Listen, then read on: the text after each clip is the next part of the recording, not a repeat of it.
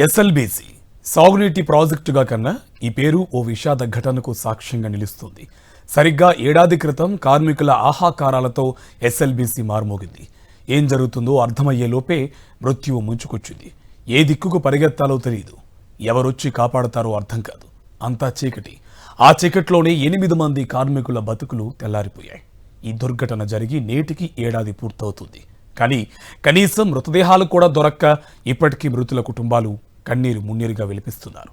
అయిన వారి కడసారి చూపు దక్కలేదని, సజీవ సమాధి అయ్యారని మృతుల కుటుంబాలు కుమిలిపోతున్నాయి. 2025 ఫిబ్రవరి 22 ఉదయం 8:45 ఎప్పట్లాగే ఎస్ఎల్బీసీలో పనులు జరుగుతున్నాయి. కానీ ఎవ్వరూ ఊహించని విధంగా టన్నెల్లో 13.9 కిలోమీటర్ల వద్ద భారీ శబ్దంతో పైకప్పు కూలింది. ప్రాణభయంతో పరుగులు తీసి కొందరు కార్మికులు బయటపడగా మరికొందరు కార్మికులు, సిబ్బంది అందులో చిక్కుకుపోయారు. Army, navy, Singareni, NDRF, SDRF, rat miners ఇలా అనేక ఏజెన్సీలను సహాయక చర్యల్లో భాగస్వాములను చేసింది సర్కార్.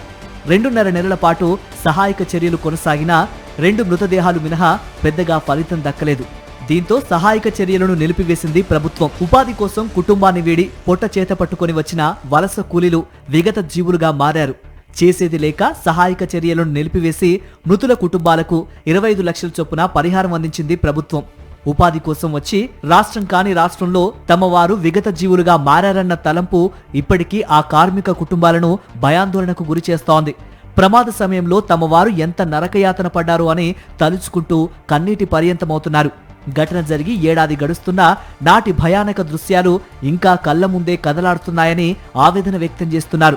శ్రీశైలం బ్యాక్ వాటర్ ను సొరంగం ద్వారా 30 టీఎంసీల నీటిని తరలించి నల్గొండ జిల్లాలోని 3 లక్షల ఎకరాలకు సాగునీరు, 30 లక్షల మందికి తాగునీరు అందించాలనే లక్ష్యంతో ఎస్ఎల్బీసీ ప్రాజెక్టును ప్రతిపాదించారు.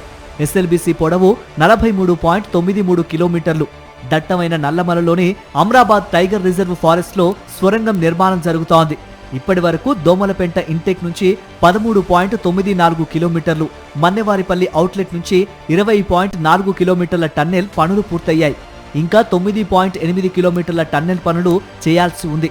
దాదాపు 4,600 కోట్లతో టన్నెల్ బోరింగ్ మిషన్ ద్వారా పనులు చేపట్టారు. అవుట్లెట్లో టీబీఎం బేరింగ్ రిపేర్కు రావడంతో 2 ఏళ్ల క్రితమే పనులు నిలిచిపోయాయి. ఇక దోమలపెంట వద్ద గత ఏడాది ఫిబ్రవరి 22న టన్నెల్లో ప్రమాదం జరిగింది. దీంతో 2 వైపులా పనులకు అంతరాయం ఏర్పడింది. తెలంగాణకు అత్యంత ప్రతిష్టాత్మక ప్రాజెక్టు కావడంతో మరోసారి ఎలాంటి ప్రమాదాలు జరగకుండా ఎస్ఎల్బీసీ పనులు చేపట్టాలని భావించిన ప్రభుత్వం ఆ దిశగా చర్యలు చేపట్టింది. నిపుణుల సూచనలతో షీర్ జోన్లో పనులు చేయటం సురక్షితం కాదన్న అభిప్రాయానికి ప్రభుత్వం వచ్చింది. చివరకు అత్యాధునిక హెల్బోర్న్ ఎలక్ట్రో మ్యాగ్నెటిక్ టెక్నాలజీతో హెలికాప్టర్ ద్వారా లైడార్ సర్వే చేపట్టారు. గత ఏడాది నవంబర్ 3న స్వయంగా సీఎం రేవంత్ రెడ్డి దీన్ని ప్రారంభించారు. నేషనల్ జియోఫిజికల్ రీసెర్చ్ ఇన్స్టిట్యూట్ సహాయంతో దాదాపు 10 రోజుల పాటు సర్వే నిర్వహించారు. హెలికాప్టర్ ద్వారా భూ ఉపరితలం నుంచి పైన 100 నుంచి 150 మీటర్ల ఎత్తులో ఎగురుతూ భూమి లోపల 800 నుంచి 1000 కిలోమీటర్ల లోతులో పరిస్థితిని అధ్యయనం చేస్తూ చిత్రాలను సేకరించారు. ప్రధానంగా వాటర్ ప్యాకెట్స్, బలహీన ప్రదేశాలు, రకరకాల భూ పొరల స్థితి, ఏ రకమైన ఖనిజాలు ఉన్నాయనే దానిపై ఖచ్చితమైన సమాచారం తీసుకున్నారు. రిపోర్ట్ ఆధారంగా అడ్వాన్స్డ్ టెక్నాలజీ మెథడ్ బ్లాస్టింగ్ పద్ధతిలో పనులు చేయాలని నిపుణులు నిర్ణయించారు. ఇప్పటికే టన్నెల్పై అనుభవం ఉన్న భారత ఆర్మీ అధికారులు, మాజీ lieutenant general Hatsal Singh, colonel Parikshit Mehra సహకారంతో పనులు చేపట్టారు. 2 రోజుల క్రితం ఏటీఎం బ్లాస్టింగ్ పద్ధతిలో మన్నెవారిపల్లి అవుట్పుట్లో పనులు ప్రారంభించారు.